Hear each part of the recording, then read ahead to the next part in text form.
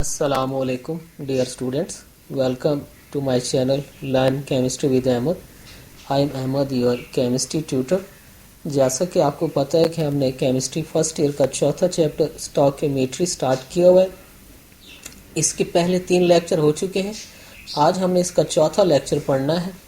चौथे लेक्चर के जो हमारे लर्निंग पॉइंट्स हैं वो हैं जी, आज के जो हमारे टॉपिक हैं वो है stoichiometry calculations. Stoichiometry calculations basically numericals ही होते हैं और उसके एग्जांपल है हमारे पास एग्जांपल 4.6 एंड एग्जांपल 4.7। आज हमने ये टॉपिक पढ़ने हैं, ठीक है। अब हम स्टार्ट करते हैं एग्जांपल 4.6 से। एग्जांपल 4.6 है क्या, इसका सवाल पेपर में किस तरह से आता है, ये स्टेटमेंट है, खुद एक सवाल है। If 25 gram KClO3 potassium chlorate is decomposed, calculate quantities of the following. वो आपसे कह रहा है कि अगर 25 ग्राम पोटाशियम क्लोरेट डीकम्पोज हो जाए तो आप बता दें।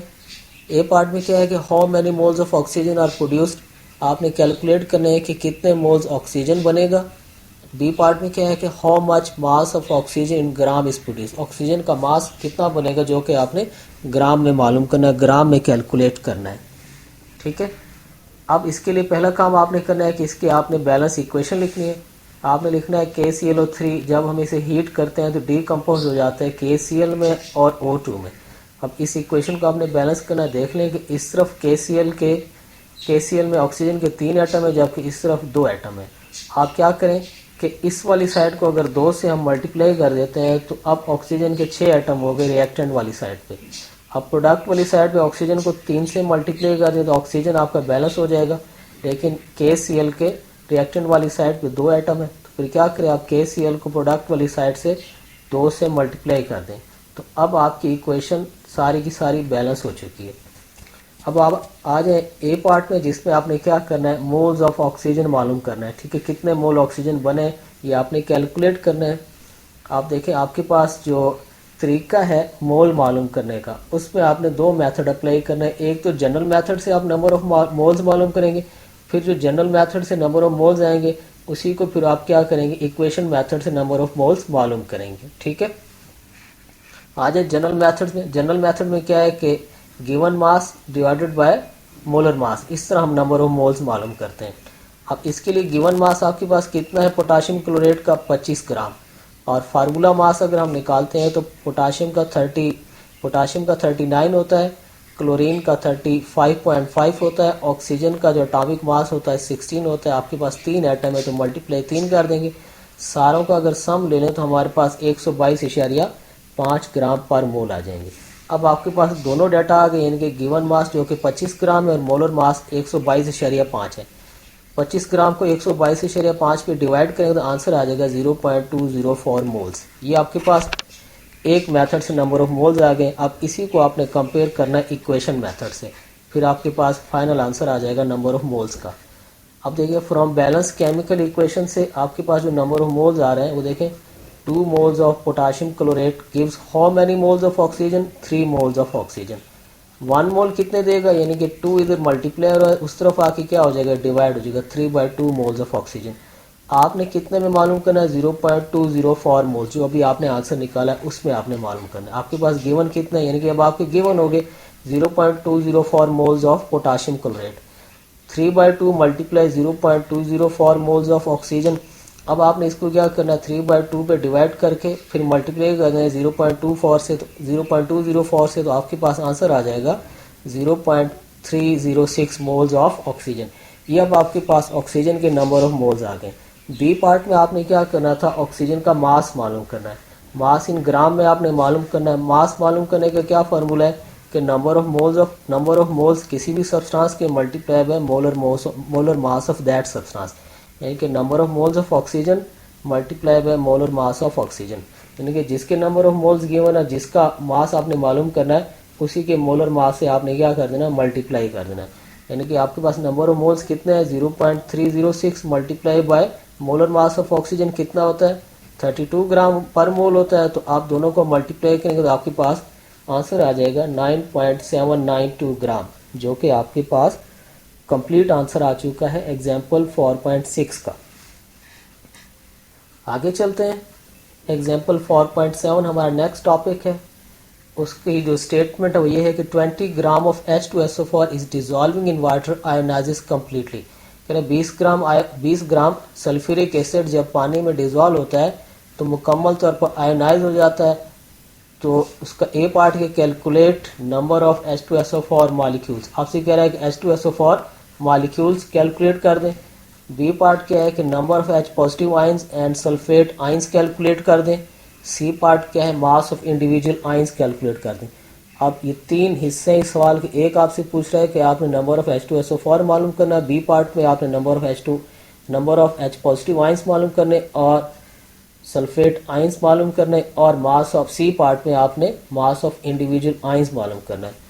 अब देखिए ए पार्ट कैसे हल होगा कि नंबर ऑफ H2SO4 मालूम करना, H2SO4 के मॉलिक्यूल्स आपने मालूम करने हैं, ठीक है। अब नंबर ऑफ H2SO4 या नंबर ऑफ मॉलिक्यूल्स मालूम करने का क्या फार्मूला है कि आपने नंबर ऑफ मॉलिक्यूल मालूम करने हैं। बेसिकली होता है नंबर ऑफ पार्टिकल्स, ठीक है। नंबर ऑफ पार्टिकल्स में क्या आ जाता है, मॉलिक्यूल्स भी आ जाते हैं, आइंस भी आ जाते हैं, कंपाउंड भी आ जाते हैं। इन सारों के जो नंबर मालूम करने का तरीका है कि आपको जो मास गिवन है उसको मोलर मास पे डिवाइड कर दें, यानी कि given mass divided by molar mass multiply by Avogadro number. ये आपके पास फार्मूला है नंबर ऑफ आइंस मालूम करने का, नंबर ऑफ मॉलिक्यूल्स मालूम करने का, ठीक है। गिवन मास आपके पास कितना है 20 ग्राम, और मोलर मास जो आप कैलकुलेट करेंगे वो 98.08 ग्राम पर मोल आ जाएगा। 20 को आप 98.08 पे डिवाइड करके फिर एवोगैड्रो नंबर से मल्टीप्लाई करेंगे तो आपके पास आंसर आ जाएगा 1.228 multiply 10 to the power 23 molecules. ये आपके पास H2SO4 सल्फ्यूरिक एसिड के मॉलिक्यूल्स आ गए, ठीक है। ये आंसर आपने याद रखना है, इसी को हम आगे इक्वेशन से कंपेयर करेंगे। बी पार्ट में क्या है कि हमने number of H positive ions और नंबर ऑफ सल्फेट आइंस मालूम करने। अब इसके लिए आपने इक्वेशन लिखनी होगी। H2SO4 जब वाटर में डिजॉल्व होता है तो 2 H पॉजिटिव आइन देता है और 1 सल्फेट आइन देता है।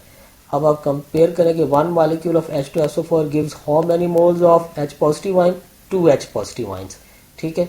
आपने कितने में मालूम करना है 1.228 मल्टीप्लाई 10 टू द पावर 23 में, ठीक है। तो आप इसको क्या करेंगे 2 से मल्टीप्लाई कर देंगे 1.228 मल्टीप्लाई 10 टू द पावर 23 को, तो आपके पास आंसर आ जाएगा 2.456 multiply 10 to the power 23 H positive ions.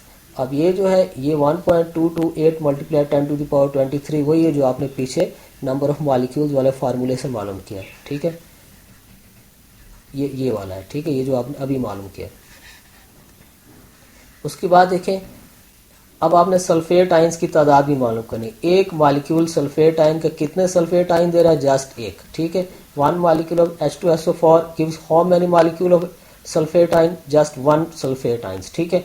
तो अब 1.228 multiply 10 to the power 23 molecule कितने देंगे, उतने ही देंगे क्योंकि दोनों की रेशो बराबर है।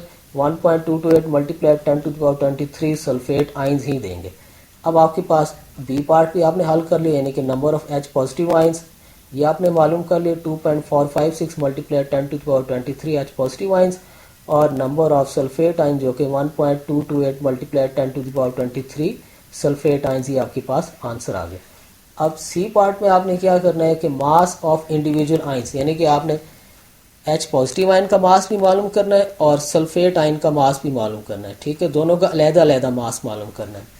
Number of H positive ions, अब मास मालूम करने का क्या फार्मूला है कि आपके पास नंबर ऑफ बेसिक फार्मूला आपके पास है कि number of H positive ion equal है mass of H positive ion divide by molar mass of H positive ion multiply by Avogadro number. ये आपके पास पीछे मैंने अभी कहा कि नंबर ऑफ मॉलिक्यूल्स मालूम करने का, नंबर ऑफ आइंस मालूम करने का फार्मूला है। इसी से आप मास मालूम करेंगे, यानी कि मास ऑफ H पॉजिटिव आइन अगर आप मालूम करेंगे तो बाकी चीज़ें क्रॉस मल्टीप्लाई हो जाएंगी, यानी कि इक्वेशन आपकी बन जाएगी molar mass of H positive आइन divided by Avogadro number multiply by number of H positive ions, ठीक है। अब क्या करें, मोलर मास कितना होता है हाइड्रोजन का 1.008 और एवोगैड्रो नंबर कितने होते हैं 6.022 मल्टीप्लाई 10 टू द पावर 23। इन दोनों को डिवाइड करके मल्टीप्लाई कर दें 2.46 multiply 10 to the power 23 H positive ions. ये जो number of H positive ions पीछे आपने मालूम किए हैं वो ये वाले हैं, ठीक है। अभी जो आपने ये मालूम किए ये वाले हमने इधर पुट किए हैं, ठीक है। तो ये आपके पास आंसर आ गया 0.411 ग्राम, नंबर आपके पास मास आ गया H पॉजिटिव आइन का। अब आपने क्या करना है, आपने मास सल्फेट आयन का मास भी मालूम करना है, वो आपको इस फार्मूले को आप अरेंज कर लेंगे। तो molar mass of sulphate ions divided by Avogadro number multiply by number of sulphate ion. Molar mass 96 ग्राम होता है सल्फेट आयन का, और एवोगैड्रो नंबर आपको पता है कि 6.022 मल्टीप्लाई 10⁻23 होता है, और नंबर ऑफ सल्फेट आयंस जो आपने कैलकुलेट किए वो कितने हैं, 1.228 मल्टीप्लाई 10⁻23 सल्फेट आयंस। ये वो हैं जो आपने पिछली इक्वेशन से मालूम किए हैं। ठीक है, पिछली जो इक्वेशन है इससे आपने जो नंबर ऑफ सल्फेट आयंस यहाँ से जो आपने मालूम किए हैं वो वाला है। ठीक है, अब आपके पास आप क्या कहेंगे, 96 को डिवाइड कर दें एवोगैड्रो नंबर से, मल्टीप्लाई कर दें 1.228 मल्टीप्लाई 10⁻23 से, तो आपके पास आंसर आ जाएगा 19.58 ग्राम। ठीक है, जो कि अब हमारा तीसरा पार्ट जो सी पार्ट जिसमें हमने दोनों के मास मालूम करने थे, H पॉजिटिव आयन और सल्फेट आयन के, वो भी हो चुका है। ठीक है, आपने अगर आपको कोई सवाल है तो आपने कमेंट में लाजमी सवाल करना है।